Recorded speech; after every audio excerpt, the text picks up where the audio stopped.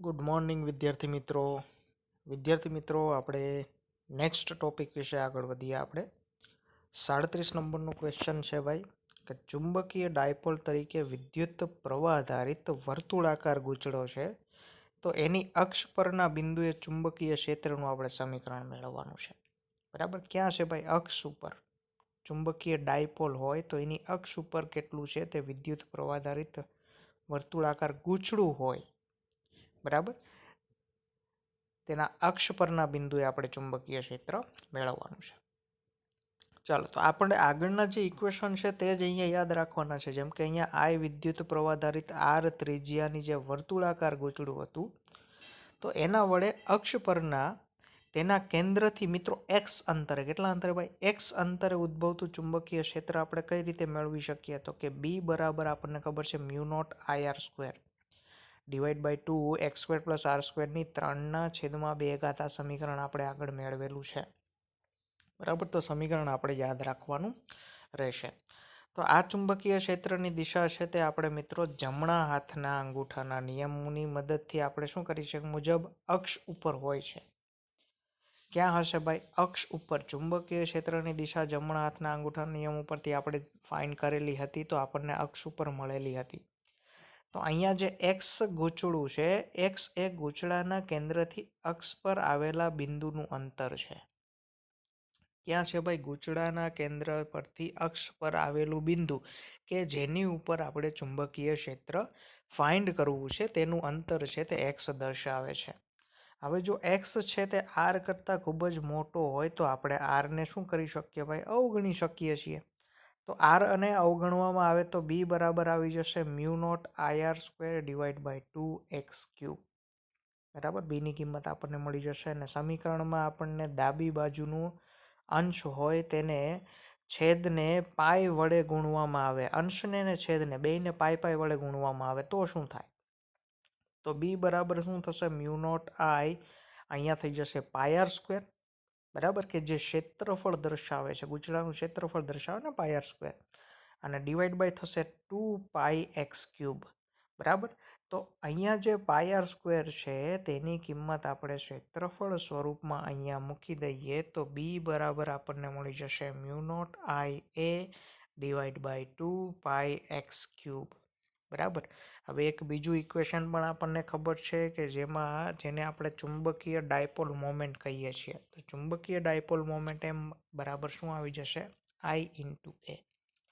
Okay, તો IA બરાબર ચુંબકીય ડાયપોલ મોમેન્ટ એમ કહેવાશે. તો બી બરાબર આવી જશે μ0 IA ની જગ્યાએ આપણે એમ લખી દઈશું, એટલે કે μ0 M ડિવાઈડ બાય 2πx³. બરાબર, તો આ બીની કિંમત આપણને મળી ગઈ μ0 M ડિવાઈડ બાય 2πx³. અને બી છે તો બી ઇઝ ઇક્વલ ટુ અહીંયા જો ઉપર નીચે જો 2 વડે ગુણવામાં આવે તો 2μ0 M ડિવાઈડ બાય 4πx³ તરીકે લખી શકીએ, અથવા તો અહીંયા μ0/4π, ખ્યાલ છે ને ભાઈ? μ0/4π 10⁻⁷ એટલા માટે ઉપર નીચે 2 વડે ગુણેલું હતું. તો બી ઇઝ ઇક્વલ ટુ આવી જશે μ0/4π, અને વધ્યું શું ભાઈ? 2 વધેલો છે, m વધેલો છે, ને છેદમાં x³ વધેલું છે. તો 2m ડિવાઈડ બાય x³, જે ગૂંચળાની અક્ષ પરના બિંદુએ ચુંબકીય ક્ષેત્રનું શું છે ભાઈ? સમીકરણ દર્શાવે છે. ખ્યાલ આવી ગયો મિત્રો બધાને? ખબર પડી ને? આગળનું જે ઇક્વેશન હતું તે સેમ ઇક્વેશન આપણે રાખવાનું છે. આમાં કંઈ ચેન્જીસ કરેલું નથી. ફક્ત શું કર્યું ભાઈ? થોડું ઘણું સાદું રૂપ આપેલું છે. બરાબર, શું સાદું રૂપ આપ્યું બધાને ખબર છે ને ભાઈ? સમીકરણ તો પહેલાં બધાને ખબર છે. બી કે ભાઈ ગૂંચળું હોય, વર્તુળાકાર ગૂંચળું હોય, તેના અક્ષ પરના કોઈ બિંદુએ આપણે ચુંબકીય ક્ષેત્ર ફાઇન્ડ કરવું હોય તો કઈ રીતે કરી શકીએ? તો એનું સમીકરણ આપણને ખબર છે ભાઈ. B is equal to 2μ0 IR square, sorry 2 નહીં આવે, μ0 IR square divide by 2x square plus R સ્ક્વેરની 3/2. બરાબર, હવે આ કન્ડિશનમાં આપણે શું ગણી લીધું ભાઈ? એક્સ એટલે કે ભાઈ કેન્દ્રથી જે અંતર છે, અક્ષ પરના બિંદુનું અંતર છે તે આર કરતાં ખૂબ જ મોટું છે એવું સમજી લીધું આપણે. બરાબર, ધારી લીધું. તો એવી જે ધારણા કરી તેને કારણે આપણને એક્સ મોર ગ્રેટર દેન આર મળે છે. બરાબર. અને આર છે તેને અવગણવો એટલે આપણને mu naught I R square divide by 2x³ મળી ગયું. બરાબર. ઉપર નીચે હવે પાય વડે ભાંગી નાખ્યું, પાય વડે ભાંગ્યું એટલે કે ભાઈ એ મળી ગયું આપણને ક્ષેત્રફળ. પછી પાછું શું કર્યું? ડાયપોલ મોમેન્ટ, ચુંબકીય ડાયપોલ મોમેન્ટ એમનું સમીકરણ આઈ એ. બરાબર. તો એની કિંમતમાં એમ તરીકે મૂકી દીધી અને ઉપર નીચે પાછું બે વડે ગુણ્યું એટલે કે મ્યુ નોટ અપન 4 આવી ગયું, જે કોન્સ્ટન્ટ છે. ઓકે.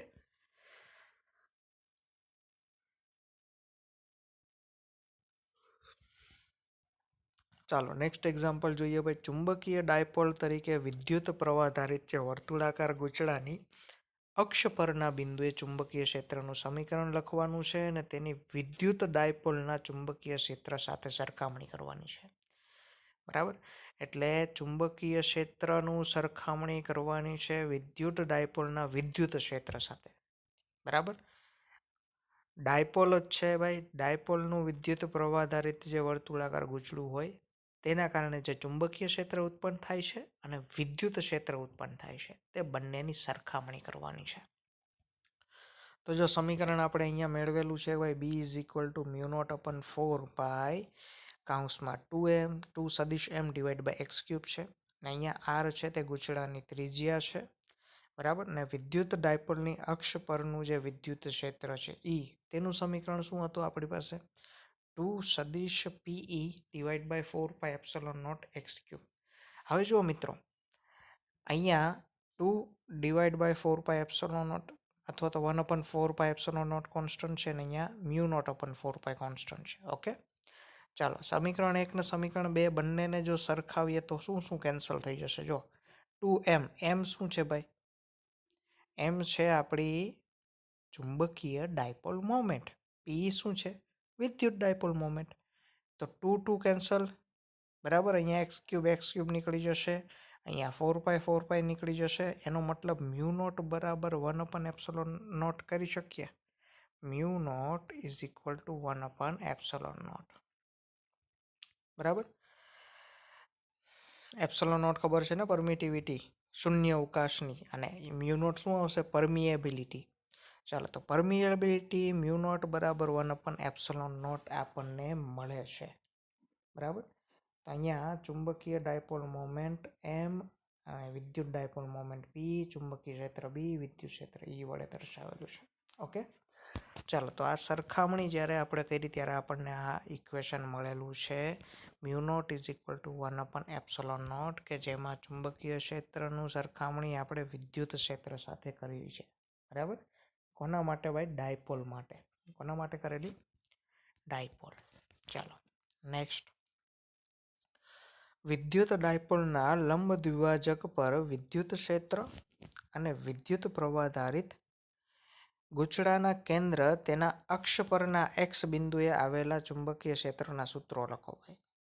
તો સ્થિત વિદ્યુત ડાયપોલના કેન્દ્રથી તેના લંબ દ્વિભાજક પરના x અંતરે આવેલા બિંદુએ વિદ્યુત ક્ષેત્ર કેટલું થાય? p divide by 4πε0. અહીંયા ઈ નોટ નહીં હોય, ε0 હશે. બરાબર. Divide by x³. બરાબર છે. આ મિત્રો શું દર્શાવે છે? આ ડાયપોલનું કયું છે ભાઈ? કે ડાયપોલ હોય આ રીતે ડાયપોલ હશે તેના લંબ દ્વિભાજક ઉપર, એટલે જેને વચ્ચેથી કાપતી લાઈન ઉપર વિજાતીય સમાન વિદ્યુતભારો વચ્ચેનું અડધું અંતર દર્શાવે છે. એ છે તે વિદ્યુત પ્રવાહ ગૂંચળાના કેન્દ્રથી તેના અક્ષ પરના x અંતરે. બરાબર. આ લંબ દ્વિભાજક પરના x અંતરે કેન્દ્રથી, અહીંયા x અંતરે ચુંબકીય ક્ષેત્ર પણ મ્યુ નોટ અપન 4πm/x³ ડાયરેક્ટ મળી જાય. બરાબર. પહેલામાં 2 આવતું હતું, તમને યાદ હશે. પહેલામાં ખાલી 2p ડિવાઈડ બાય 4πε0 x³ હતું. અહીંયા p ડિવાઈડ બાય 4πε0 x³ છે. બરાબર. તો આ બંને સમીકરણો છે તે બિંદુવત ડાયપોલ માટે મળતા પરિણામો એકદમ ચોક્કસ મળે. બિંદુવત ડાયપોલ એટલે કે જેમાં x એટલે કે ભાઈ તે બિંદુ અને ડાયપોલના કેન્દ્ર એ તેના બિંદુ અને ડાયપોલના કેન્દ્ર એને વચ્ચેનું જે અંતર હોય છે. બરાબર. એટલે કે અંતર જેને આપણે x વડે લઈએ છીએ ને તેની ત્રિજ્યા, કે જેને આપણે r વડે લઈએ છીએ અથવા તો અંતર કહીએ. બરાબર. તો એ બંને વચ્ચેનું જે ડિફરન્સ છે એટલે કે x છે તે આર કરતાં ખૂબ જ મોટો હોય. બરાબર. હવે જો એક વસ્તુ યાદ રાખજો, આ વિદ્યુત છે તેમાં આપણે ડાયપોલ લઈએ છીએ ને આમાં ગૂંચળું લઈએ છીએ, એટલે આમાં ત્રિજ્યા આવશે ને આમાં અંતર આવશે એ. બરાબર. એટલે એ વસ્તુ આપણે યાદ રાખવાની છે. એટલે આમાં જે છે તે ગૂંચળાને કારણે થશે ને આમાં ડાયપોલના કારણે. ઓકે, ચાલો. વિદ્યુત ડાયપોલ અને ચુંબકીય ડાયપોલ વચ્ચેનો પાયાનો તફાવત શું છે? તો કે વિદ્યુત ડાયપોલ અને ચુંબકીય ડાયપોલ વચ્ચેનો પાયાનો તફાવત એ છે કે વિદ્યુત ડાયપોલ એ બે મૂળભૂત એકમ વિદ્યુતભારોનો બનેલો છે. બે મૂળભૂત એકમ વિદ્યુતભારો એટલે કે ધન વિદ્યુતભાર ને ઋણ વિદ્યુતભારનો. જ્યારે ચુંબકત્વના ચુંબકીય ડાયપોલ છે એ સૌથી મૂળભૂત પ્રાથમિક ઘટક છે, એટલે કે વિદ્યુત ભારિત જે ગૂંચળું છે તે. બરાબર. તો વિદ્યુત ભારોના સમતુલ્ય ચુંબકીય એક ધ્રુવીયો અસ્તિત્વમાં હોવાનું માલુમ પડતું નથી મિત્રો. આ તો બહુ ઇમ્પોર્ટન્ટ નથી, એટલે એકવાર ખાલી વાંચી લેવાનું છે. ઓકે, ચાલો. પછી વિદ્યુત પ્રવાધારિત ગૂંચળાની બે લાક્ષણિકતાઓ જણાવો અને તેના પરથી એમ્પિયરનું સૂચન જણાવો. વિદ્યુત પ્રવાધારિત ગૂંચળાની લાક્ષણિકતાઓ કઈ કઈ હોઈ શકે મિત્રો? તો કે ભાઈ ચુંબકીય ક્ષેત્ર તે ઉત્પન્ન કરશે. વિદ્યુત પ્રવાધારિત ગૂંચળું શું કરે ભાઈ? ચુંબકીય ક્ષેત્ર ઉત્પન્ન કરે અને મોટા અંતરો માટે ચુંબકીય ડાયપોલ તરીકે વર્તે છે. મોટા અંતરો એટલે કે ભાઈ આપણે જોયું ને હમણાં ઇક્વેશન જે બધા મેળવેલા છે તે ગૂંચળા ઉપરથી, તે આપણે વિદ્યુત ક્ષેત્રમાં ડાયપોલના જે ઇક્વેશન હતા સેમ તે અહીંયા ચુંબકીય ક્ષેત્ર માટે યુઝ કરેલા છે. પણ કેવા અંતરો માટે મિત્રો? મોટા અંતરો માટે. એટલે એક્સ છે તે આર કરતાં ખૂબ જ મોટા હોવા જોઈએ.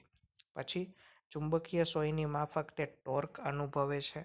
ચુંબકીય સોય જે રીતે ટોર્ક અનુભવે છે તે રીતે આ પણ ટોર્ક અનુભવશે ને આ પરથી એમ્પિયર એવું સૂચન કર્યું હતું કે બધું જ ચુંબકત્વ એ ભ્રમણ કરતા વિદ્યુત પ્રવાહોને આભારી છે.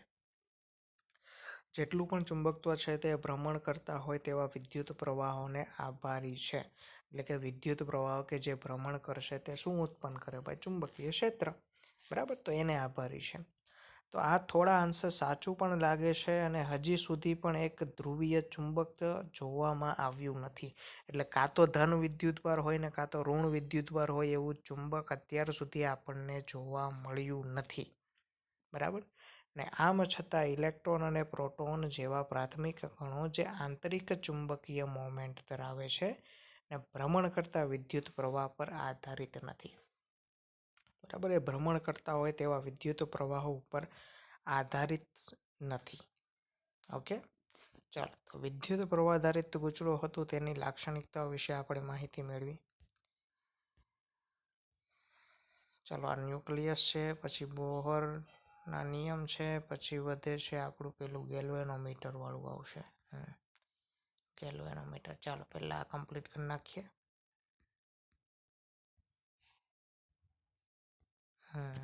બે જ છે. ચાલો 2-3 છે ક્વેશ્ચન.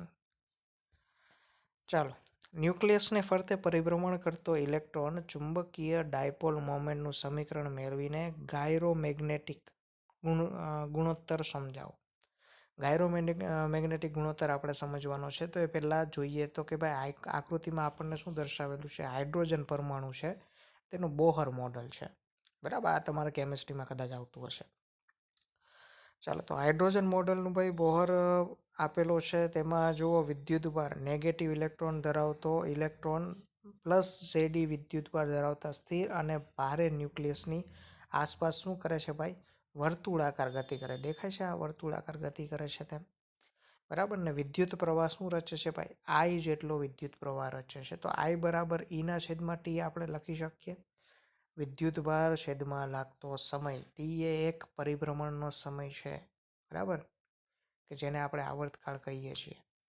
હવે આર છે તે ઇલેક્ટ્રોનની કક્ષાની ત્રિજ્યા તથા વી છે તેને કક્ષીય વેગ તરીકે લેવામાં આવે તો આપણને અહીંયા વી વેગ બરાબર અંતરના છેદમાં સમય મળી જશે. અંતર કેટલું? તો કે એક ભ્રમણમાં કેટલું અંતર થાય? 2πr જેટલું. ને આવર્તકાળ ટી છે તો ટી બરાબર બીજું ઇક્વેશન મળી ગયું 2πr ના છેદમાં વી. બંને ઇક્વેશન સરખાવીએ તો આપણને શું મળશે? આઈ બરાબર ઈવી ના છેદમાં 2πr. બરાબર. તો આ પરિભ્રમણ કરતા ઇલેક્ટ્રોનથી રચાતા વિદ્યુત પ્રવાહ સાથે સંકળાયેલી ચુંબકીય મોમેન્ટની ચાક માત્રા કહેવાય. બરાબર, કે જેને આપણે મ્યુએલ વડે દર્શાવી શકીએ છીએ. તો મ્યુએલ એટલે કે આઈ ઇન્ટુ એ, એની જગ્યાએ આપણે પાયર સ્ક્વેર લખી શકીએ. તો આઈ પાયર સ્ક્વેર, તો આઈની કિંમત આપણને ખબર છે ઈવી ડિવાઈડ બાય 2 પાયર. અહીંયા મૂકી દો કિંમત, EV divide by 2 pi r into pi r. Pi pi cancel, એક એક આર કેન્સલ, તો ઈવી આરના છેદમાં 2. તો મ્યુએલ મિત્રો આપણને મળે છે ચુંબકીય મોમેન્ટ. કેટલી મળે છે? ઈવી આરના છેદમાં 2. ને આ ચુંબકીય મોમેન્ટની દિશા આકૃતિમાં દર્શાવ્યા પ્રમાણે પૃષ્ઠના સમતલની અંદર તરફ છે. ક્યાં છે ભાઈ? અંદર તરફ. ઋણ વિદ્યુત ભારિત ઇલેક્ટ્રોન છે તે વિષમ ઘડીમાં ગતિ કરતો હોય, તો તેથી પ્રવાહ છે તે સમઘડીમાં મળે છે એટલા માટે. ને જમણા હાથના નિયમ પ્રમાણે મ્યુએલની દિશા અંદર તરફ આપણને મળે. ને આંગળીઓ છે તે પ્રવાહની દિશામાં રાખવાની છે મિત્રો. આંગળીઓ પ્રવાહની દિશામાં રાખશો તો અંગૂઠો છે તે મ્યુએલની દિશામાં દર્શાવશે.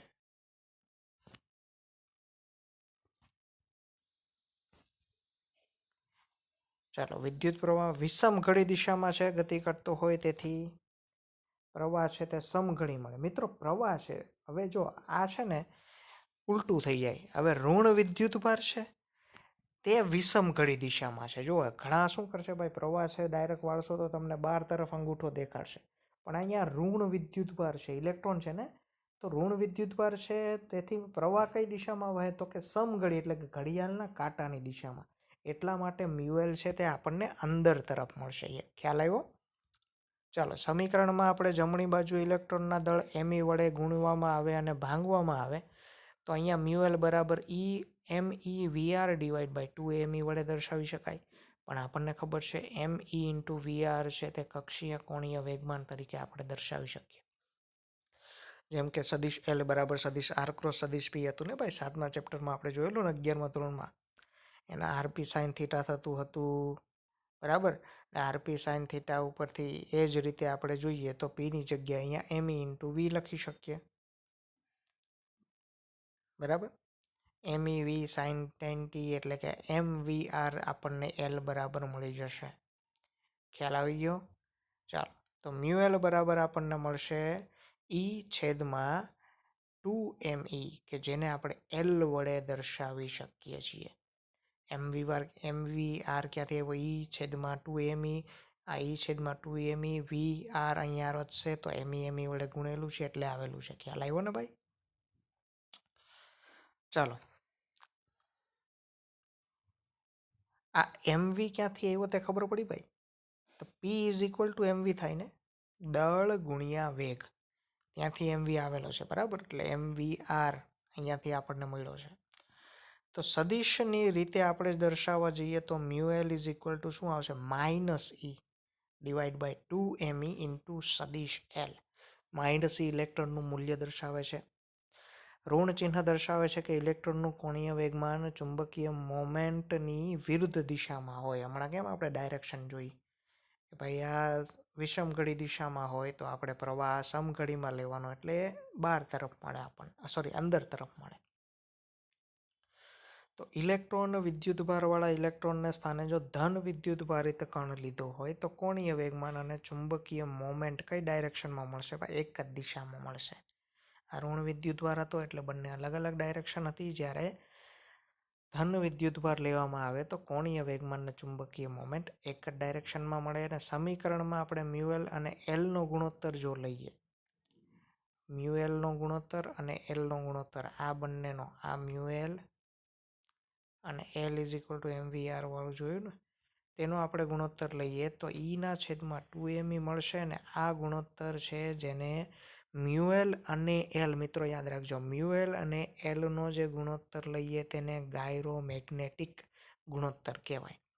બરાબર, અને ઇલેક્ટ્રોન માટે આ ગાયરોમેગ્નેટિકનું મૂલ્ય, ગુણોત્તરનું મૂલ્ય છે તે 8.8 ગુણ્યા 10⁻10 કેલરી પર કિલોગ્રામ છે. અને તે પ્રયોગ દ્વારા ચકાસવામાં આવે, પ્રયોગ દ્વારા આની કિંમત મળેલી છે.